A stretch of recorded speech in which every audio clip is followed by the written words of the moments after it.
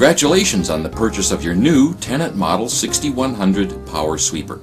In order to introduce potential operators to this machine and prepare them to operate and care for the machine effectively, this video is presented in 5 sections. Machine controls and instrumentation,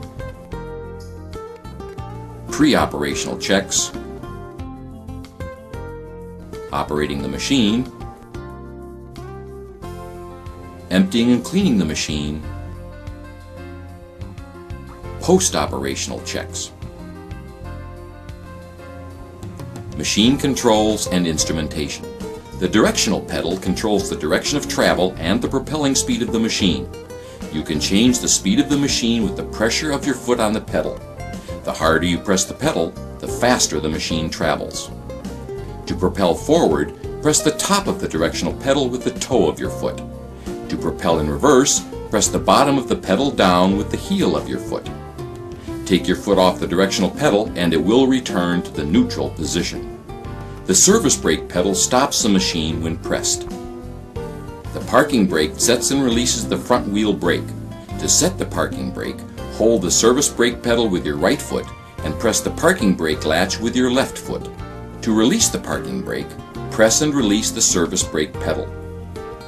The debris trap pedal is used to open the flap in front of the main brush. This allows large debris to enter the brush compartment. When the pedal is fully depressed, the flap in front of the main brush is raised.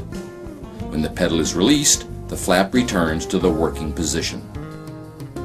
The main brush lever controls the position of the main brush. To lower the main brush, pull the lever to the right and back into the main brush down position. To raise the main brush, push the lever up and to the left into the main brush up position. The vacuum fan brush switch controls the power to the machine's dust control vacuum system, main brush, and the dust filter shaker system. To turn the vacuum and main brush on, press the top of the switch. To turn the vacuum and main brush off, press the switch to the middle position. To run the dust filter shaker system, press and hold the bottom of the switch for 10 seconds. The power kill switch halts all power to the machine if needed. Press the power kill switch to kill the power. Turn the switch knob in the direction of the arrows to release the switch and restart the machine with the key switch. The battery discharge indicator shows the charge level of the batteries. When the batteries are fully charged, the indicator on the far right is lit. As the batteries discharge, the indicators will move along the display to the left. Recharge the batteries when the indicator flashes. The steering wheel controls the machine's direction.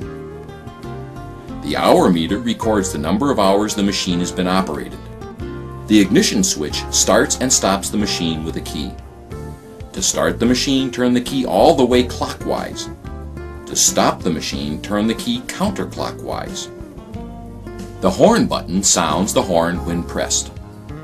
The side brush lever controls the position and the power of the side brush. To lower the side brush and turn it on, pull the lever left and forward into the side brush down and on position. If the vacuum brush switch is on, the side brush will automatically start rotating. To raise the side brush and turn it off, pull the lever back and to the right into the side brush up and off position. The optional operating hazard lights switch powers on and off the headlight and the hazard light. To turn on the optional operating light, press the top of the switch. To turn on the optional operating and hazard lights, press the bottom of the switch. To turn off all lights, return the switch to the middle position.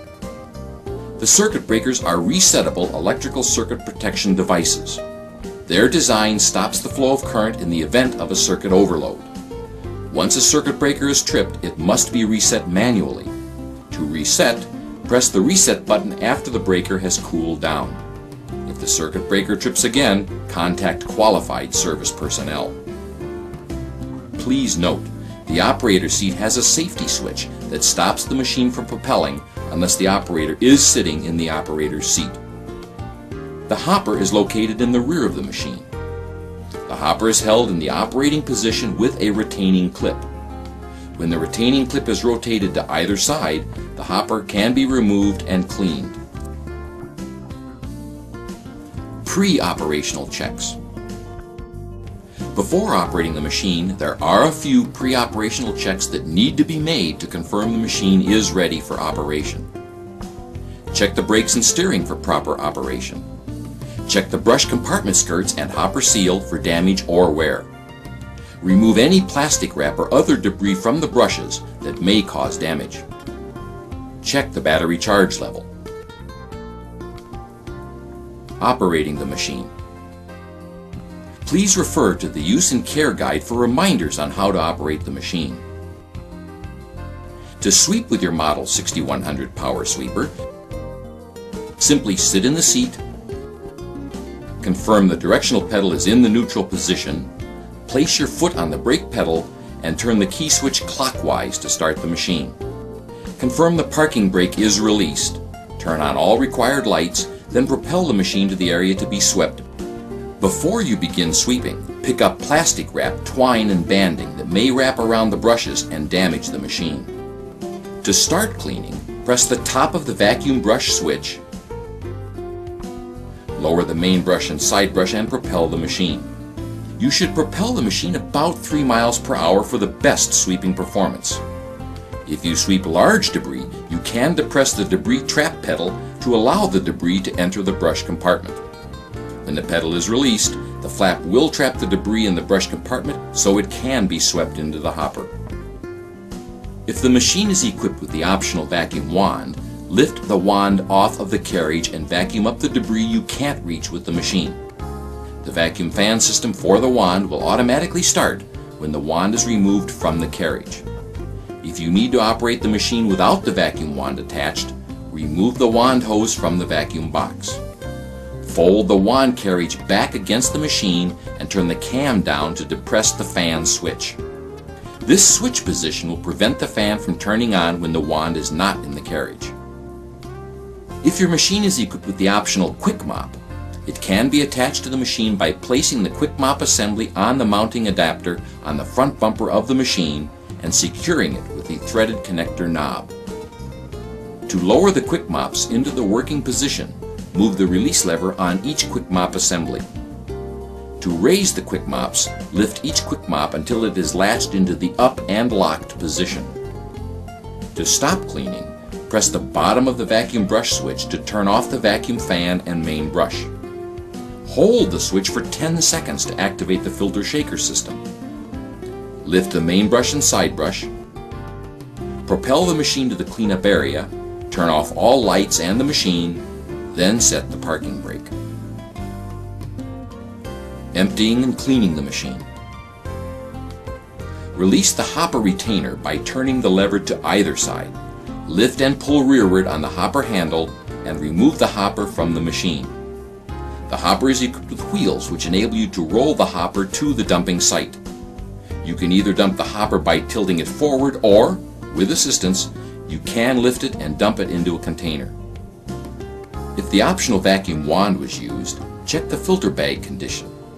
If the vacuum wand loses performance, or the bag is full, replace the filter bag by pulling the bag off of the tube in the filter box and replace it with a new bag. Post-operational checks. Check the brush skirts for damage and wear. Check for wire or string tangled on the main brush and side brush. Check the battery charge level and connect the batteries to the charger if required. The main brush should be removed and rotated after 50 hours of operation. With the main brush lift lever in the up position, open the brush compartment door on the left side of the machine. Remove the idler arm mounting fastener and the 3 side skirt mounting fasteners. Then remove the assembly from the machine. Pull the main brush out of the brush compartment and remove any debris wrapped around it. Rotate the brush end for end and reinstall it. Reassemble the skirt and idler arm assembly, secure the mounting fasteners, and close the compartment door. Also after 50 hours of operation, release the latches on the dust filter compartment and lower the filter assembly. You can remove the 2 wires from the shaker solenoid and remove the filter and shaker from the filter compartment as an assembly. Inspect the filter condition and filter seals for damage. Reinstall the filter and shaker assembly. Reconnect the wires to the shaker. Close the filter box, secure the latches, and reinstall the hopper.